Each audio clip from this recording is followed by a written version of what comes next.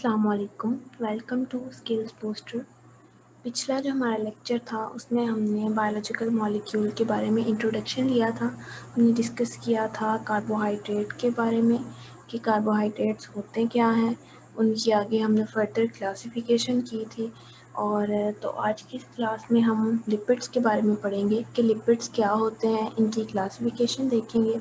तो चलें चलते हैं लिपिड्स की तरफ। लिपिड्स जो हैं हमारे पास ये हेट्रोजीनियस ग्रुप ऑफ कंपाउंड्स होते हैं जो कि फैटी एसिड से रिलेटेड होते हैं। और हमारे पास जो लिपिड्स हैं ये बहुत ही ज़्यादा डाइवर्स ग्रुप हैं और ये जो हैं वाटर में इनसॉल्युबल होते हैं। क्यों इनसॉल्युबल होते हैं? क्योंकि ये नॉन पोलर होते हैं। नॉन पोलैरिटी की वजह से ये जो है वाटर में सॉल्युबल नहीं हो पाते। लेकिन जैसे कि हमने वो रूल पढ़ा है लाइक डिज़ोल्व लाइक वाला, तो ये जो हैं ये सॉल्युबल होते हैं ऑर्गेनिक सॉल्वेंट में। ऑर्गेनिक सॉल्वेंट कौन से होते हैं? जिनमें हमारे पास ईथर आ जाता है, अल्कोहल आ जाती है और क्लोरोफॉर्म एंड बेंजीन वगैरह आ जाते हैं। ये हमारे पास ऑर्गेनिक सॉल्वेंट होते हैं। लिपिड्स की जो टाइप्स हैं, लिपिड्स में फैट्स आ जाते हैं, ऑयल्स, वैक्सीज एंड कोलेस्ट्रॉल वगैरह आ जाते हैं। और अगर हम लिपिड्स की कुछ प्रॉपर्टीज़ की बात करें तो ये जो है लिपिड्स हैं हमारे पास, ये हाइड्रोफोबिक कंपाउंड होते हैं। हाइड्रोफोबिक कंपाउंड्स कौन से होते हैं? हाइड्रोफोबिक कंपाउंड वो होते हैं जो वाटर रिपेलेंट होते हैं। यानी हाइड्रो का मतलब होता है वाटर एंड फोबिक का मतलब होता है फोबिया, यानी डर, खौफ, फियर को बोलते हैं फोबिक। तो ये वाटर से अवे रहते हैं। तो हाइड्रोफोबिक होते हैं, इसी वजह से वाटर में सोलबल भी नहीं होते। तो ये जो मोस्टली जो हैं ये कंपोनेंट होते हैं सेल मेम्ब्रेन का। सेल मेम्ब्रेन में भी हमने पढ़ा था कि उसमें लिपिड्स होते हैं। तो ये सेल मेम्ब्रेन का भी एक बहुत इम्पॉर्टेंट कंपोनेंट होते हैं। लिपिड्स जो होते हैं ये बहुत ज़्यादा अमाउंट में एनर्जी स्टोर करते हैं। लिपिड्स की अगर स्ट्रक्चर की बात की जाए तो इसमें large amount of carbon hydrogen bonds होते हैं। तो कार्बन हाइड्रोजन बॉन्ड की वजह से जो है हमारे पास लिपिड्स जो हैं वो बहुत ज़्यादा एनर्जी को स्टोर कर लेते हैं। जैसे कि हमने उधर देखा था, कार्बोहाइड्रेट्स में देखा था कि उनके पास ग्लाइकोसिडिक लिंकेजेस होते हैं। तो इसमें जो है हमारे पास कार्बन हाइड्रोजन बॉन्ड होते हैं, यानी ग्लाइकोसिडिक लिंकेज का मतलब कार्बन ऑक्सीजन बॉन्ड होता है। तो जो हमारे पास कार्बन हाइड्रोजन बॉन्ड है जो कि लिपिड्स में मौजूद है, ये जो है इसके पास ज़्यादा एबिलिटी होती है एनर्जी को स्टोर करने की। तो लिखा हुआ है कि लिपिड्स जो हैं store double the amount of energy as compare to the same amount of any carbohydrate. यानी अगर हम कार्बोहाइड्रेट और लिपिड्स का कंपैरिजन करें तो जो हमारे पास लिपिड्स होंगे वो double amount of energy store कर सकते हैं as compare to any carbohydrate. क्यों? उसकी वजह यह है कि इसके पास कार्बन हाइड्रोजन बॉन्ड्स होते हैं और कार्बन हाइड्रोजन बॉन्ड के पास ज़्यादा एबिलिटी होती है एनर्जी को स्टोर करने की। इसके नेक्स्ट कुछ हैं ये यूजेस हैं कि लिपिड्स जो है हमारे पास क्या क्या काम करते हैं। लिपिड्स जो हैं provide insulation against atmospheric heat and cool, यानी ये जो है हमारे पास इंसुलेशन का काम करते हैं लिपिड्स जो होते हैं। और यानी अगर हमारे पास जो है टेम्परेचर जो है हमारा इन्वायरमेंट का वो अगर ज़्यादा गर्म हो जाता है तो बॉडी को वो जो है हमारे पास लिपिड्स जो हैं बॉडी को उसकी हीट लॉस से बचाते हैं, नहीं हीट के बढ़ने से बचाते हैं। और इन केस ऑफ कोल्ड, सर्दी की सूरत में जो है वो लिपिड्स जो हैं वो बॉडी को हीट लॉस से प्रिवेंट करते हैं और as a waterproof material भी ये एक्ट करते हैं। और लिपिड्स में जो है वैक्सेस भी लिपिड्स ही हैं। ये मोस्टली कहाँ पाए जाते हैं? वैक्सेस जो हैं ये एक्सोस्केलेटन ऑफ इंसेक्ट में पाए जाते हैं और प्रोटेक्टिव लेयर होती है ये। और अगर हम फ्रूट्स की बात करें तो फ्रूट्स के एपिडर्मिस के ऊपर जो एक लेयर होती है शाइनिंग सी होती है, उसको हम जो है वो वैक्सेस बोलते हैं। लिपिड्स की अगर हम क्लासिफिकेशन करें तो इसको 6 फर्दर क्लासेस में डिवाइड किया गया है। सबसे पहले आ जाते हैं एसाइल ग्लिसरॉल्स, फिर हैं हमारे पास वैक्सेस, फॉस्फोलिपिड्स आ जाते हैं, फिर स्फेनोलिपिड्स आ जाते हैं, ग्लाइकोलिपिड्स और टर्पिनॉइड जिसमें हमारे पास कैरोटीनॉइड और स्टीरॉइड्स होते हैं। सबसे पहले हम डिस्कस करेंगे एसाइल ग्लिसरॉल के बारे में। ये जो होते हैं ये ग्लिसरॉल और फैटी एसिड से मिलके बनते हैं, यानी इसका बेसिक स्ट्रक्चर क्या है, ग्लिसरॉल एंड फैटी एसिड। और ये जो है ये वाइडली स्प्रेड एसाइल ग्लिसरॉल जो हमारे पास ट्राइसाइल ग्लिसरॉल को डिस्कस करते हैं। तो नीचे स्ट्रक्चर में आ जाते हैं ट्राइसाइल। ये जो है हमारे पास एसाइल ग्लिसरॉल्स हैं, ये हमारे पास कैसे बनते हैं कि जब हम 3 फैटी एसिड को 3 फैटी एसिड, ये देखिए ये 1, ये 2, ये दूसरा फैटी एसिड है और ये जो है ये तीसरा फैटी एसिड है। ये 3 फैटी एसिड है हमारे पास और इनका जब हम रिएक्शन करवाएंगे एक ग्लिसरॉल के साथ, ग्लिसरॉल जो है हमारे पास 1 है और जो है हमारे पास फैटी एसिड्स जो हैं ये 3 हैं। इनका जब आपस में रिएक्शन होता है तो जो है एसिड्स जो हैं फैटी एसिड जो है ये हाइड्रोजन देंगे और ग्लिसरॉल से OH जाएगा। ये एक फैटी एसिड से AH गया और ग्लिसरॉल से OH गया, और सेकंड फैटी एसिड से H गया, इधर से OH, ग्लिसरॉल से OH गया, इधर से फिर हाइड्रोजन चला गया और इधर से OH चला गया। इस तरह हमारे पास ये जो है ये 3 वाटर के मॉलिक्यूल बन जाएंगे और इनके दरमियान बॉन्ड बनेगा, वो होगा COC बॉन्ड, COC बॉन्ड बनेगा। इस बॉन्ड को हम एस्टर बॉन्ड कहते हैं। और ये हमारे पास 3 फैटी एसिड थे और एक ग्लिसरॉल था, इस वजह से इसका नाम हो गया ट्राइएसाइल ग्लिसरॉल।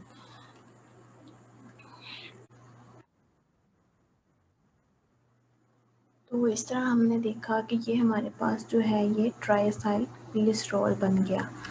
और ये जो है नेक्स्ट उन्होंने ये जो हमें शो किया हुआ है, ये केमिकल जो रिएक्शन है, ये हमारे पास है अल्कोहल है और ये हमारे पास एसिड है। अल्कोहल और एसिड का जब आपस में रिएक्शन होता है तो एस्टर बॉन्ड बनता है। एस्टर बॉन्ड कौन सा होता है, जिसमें कार्बन, ऑक्सीजन और कार्बन प्रेजेंट हो, तो ये एस्टर बॉन्ड बन जाएगा। इस तरह ये इन्होंने एस्टर बॉन्ड को शो किया हुआ है कि किस तरह बनता है। नेक्स्ट जो है हम देखेंगे कि फैटी एसिड्स जो हैं क्या होते हैं। फैटी एसिड्स जो हैं ये बेसिक मॉलिक्यूल मोनोमर है, बेसिक मोनोमर है फैटी एसिड्स का। फैटी एसिड जो होते हैं हमारे पास, इसकी फर्दर 2 क्लासिफिकेशन है, एक होते हैं सैचुरेटेड और दूसरे होते हैं नॉन सैचुरेटेड। और जो हमारे पास सैचुरेटेड होते हैं उनके पास कोई भी डबल बॉन्ड नहीं होता, जो अनसैचुरेटेड होते हैं उनके पास डबल बॉन्ड होते हैं।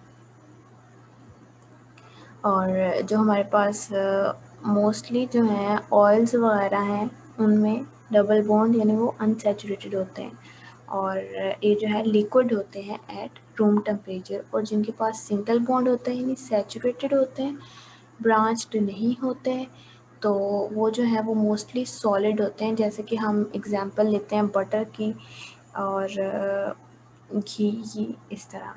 और सोलबिलिटी की अगर बात करें तो जैसे जैसे नंबर ऑफ़ कार्बन एटम बढ़ते जाएंगे वैसे वैसे जो है हमारे पास मेल्टिंग पॉइंट भी बढ़ता जाएगा और सोलबिलिटी भी बढ़ती जाएगी। नेक्स्ट उन्होंने एग्जांपल दी हुई है पाल्मेटिक एसिड की और ब्यूटेरिक एसिड की, कि पाल्मेटिक एसिड का जो है हमारे पास मेल्टिंग पॉइंट जो है वो हमारे पास 63.1 डिग्री है as compare to 8 degree Celsius which is of butyric acid.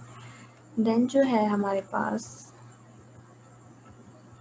ये कुछ स्ट्रक्चर्स हैं, ये देखें, ये जो हमारे पास एसिटिक एसिड है इसमें सिंगल बॉन्ड है, ये हमारे पास अनसैचुरेटेड हुआ, और ये जो है इस सैचुरेटेड हुआ, सिंगल बॉन्ड वाले जो होते हैं वो सैचुरेटेड होते हैं। ये जो है पाल्मेटिक एसिड जो है ये अनसैचुरेटेड है क्योंकि इसके 9 और 10 के बिटवीन जो है हमारे पास ये डबल बॉन्ड है।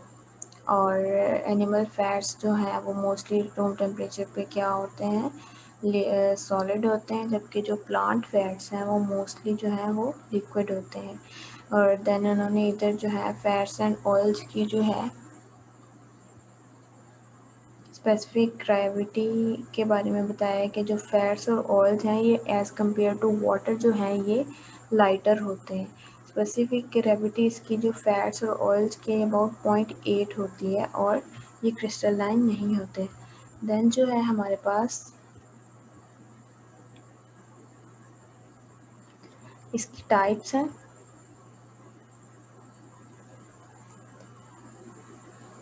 इसमें आ जाते हैं वैक्सेस। वैक्सेस का मैंने आगे भी बताया कि वैक्सेस जो हैं ये प्रोटेक्टिव लेयर्स होती हैं मोस्टली फ्रूट्स या फिर लीव्स के ऊपर। अगर इनका हम केमिकली देखें तो ये होते हैं हमारे पास जो हैं ये मिक्सचर होते हैं किसका, लॉन्ग चेन ऑफ अल्कीन का, यानी सिंगल बॉन्ड वाली जो चेन है उसका। और इसके पास जो है अल्कोहल हो सकती है, कीटोन और एस्टर हो सकता है। तो वैक्सेस जो है ये हमारे पास मिक्सचर होता है लॉन्ग चेन अल्केन का अल्कोहल के साथ या फिर कीटोन्स और एस्टर्स के साथ। और जो है हमारे पास ये प्रोटेक्शन प्रोवाइड करते हैं और एब्रेसिव डैमेज से बचाते हैं प्लांट्स को, उनके लीव्स को, और एज अ वाटर बैरियर भी एक्ट करते हैं, जैसे कि इंसेक्ट्स वगैरह में, बर्ड्स में, शीप्स में। यानी वाटर बैरियर एक्ट करेंगे, यानी उनको डिहाइड्रेशन से बचाएंगे। जैसे कि मोस्टली सनी डेज़ में होता है कि प्लांट के जो हैं लीव्स हैं वो जो है ट्रांसपायर करते रहते हैं तो डिहाइड्रेशन हो जाती है। ये जो लेयर है ये प्लांट को डिहाइड्रेशन से बचाती है। देन इसकी फर्दर लिपिड की एक और टाइप है, इसको हम फॉस्फोलिपिड बोलते हैं। फॉस्फोलिपिड जैसे कि नाम ही इसका शो कर रहा है कि इसमें फॉस्फोरस होगा, यानी फॉस्फेट ग्रुप होगा और लिपिड होंगे। ये डेरिवेटिव है फॉस्फोटाइडिक एसिड के, जो कि मिलकर बनता है ग्लिसरॉल फैटी एसिड और फॉस्फोरिक एसिड से। ये फॉस्फोलिपिड की कंपोजिशन बताइए कि फॉस्फोलिपिड जो है इसमें ग्लिसरॉल होता है, फैटी एसिड होता है और फॉस्फोरिक एसिड होता है। इसका हम स्ट्रक्चर यहाँ से देखेंगे। जो है हमारे पास, बल्कि ऊपर से आपको बताती हूँ। इधर भी हमने बात की थी कि फैटी एसिड है, ग्लिसरॉल है और फॉस्फोरिक एसिड है। ये इस स्ट्रक्चर को देखें आप, ये इसके पास जो है ये 3 फैटी एसिड हैं, एक ग्लिसरॉल है, तो उसमें एक ग्लिसरॉल होगा, 2 फैटी एसिड होंगे, यानी ये इतना स्ट्रक्चर होगा। जो है हमारे पास ये इतना स्ट्रक्चर होगा। और तीसरा जो है इसकी जगह हम फॉस्फोलिपिड की बात कर रहे हैं, ग्लिसरॉल होगा और ये जो है हमारे पास 2 फैटी एसिड होंगे और तीसरे फैटी एसिड की जगह हमारे पास फॉस्फेट ग्रुप होगा। जब इधर फॉस्फेट ग्रुप अटैच कर जाएगा वैसे ही डिहाइड्रेशन होगी और हमारे पास जो है वो फॉस्फोलिपिड बन जाएगा। इसी एग्जांपल से आपको समझाया है, यानी इधर फॉस्फेट इस थर्ड वन की जगह इधर ऐसे फॉस्फेट ग्रुप होगा।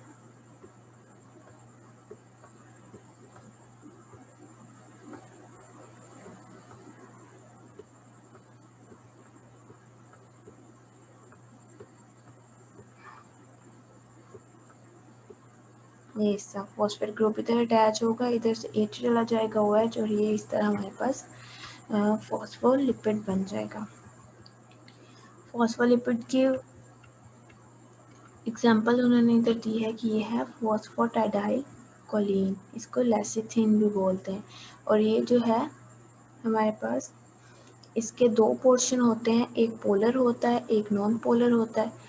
जो पोलर होता है वो हाइड्रोफिलिक होता है। हाइड्रोफिलिक का मैंने आपको पहले भी बताया कि वाटर लविंग होता है। और फॉस्फेट इसमें ये ऊपर जो हेड है, इस हेड में हमारे पास फॉस्फेट होता है और ये नीचे जो है ये टेल होती है। और ये जो है हमारे पास नॉन पोलर, ये वाला स्ट्रक्चर हमने आगे सेल मेम्ब्रेन में भी देखा था कि ये सेल मेम्ब्रेन का भी पार्ट होता है।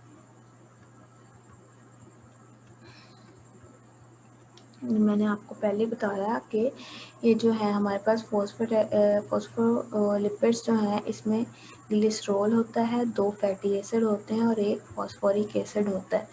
तो ये तीनों जब मिलते हैं तो हमारे पास फॉस्फोलिपिड बन जाता है।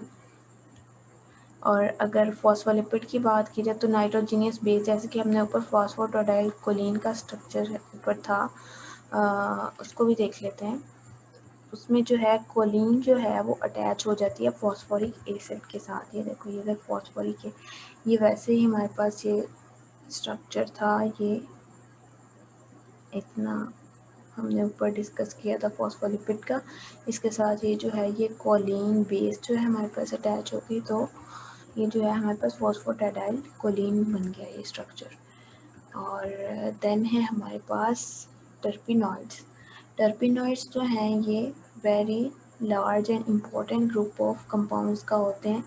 ये कैसे बनते हैं, ये आइसोप्रिनॉइड यूनिट्स जो होते हैं उनको रिपीट कर करके तो जो है हमारे पास टर्पिनॉइड बनते हैं। इस रिएक्शन को ये जो है रिपीटिंग यूनिट्स होते हैं, ये किस तरह आइसोप्रिनॉइड यूनिट जो है ये मिलते जाते हैं, इनकी कंडेंसेशन होती जाती है तो हमारे पास टर्पिनॉइड्स बनते जाते हैं। इसकी एग्जांपल्स में आ जाता है रबर आ जाती है, कैरोटिनॉइड, स्टीरॉयड और टर्पीन्स आ जाते हैं।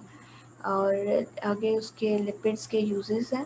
Lipids are the major source of energy and play important role in structure of membrane of the cell and organelle found in cell. मैंने आपको बताया कि लिपिड्स जो हैं ये इन मेम्ब्रेन में भी प्रेजेंट होते हैं, सेल मेम्ब्रेन में, या फिर ऑर्गेनेलिस में भी पाए जाते हैं। ये जो है सेल मेम्ब्रेन का पार्ट होते हैं और ये जो है इंसुलेशन प्रोवाइड करते हैं, मैकेनिकल प्रोटेक्शन प्रोवाइड करते हैं, वाटर लॉस यानी डिहाइड्रेशन से बचाते हैं एंड एब्रेसिव डैमेज से भी बॉडी को बचाते हैं। So that's all. If you have any question, then you can ask. Thank you. Goodbye. Best of luck. Allah Hafiz.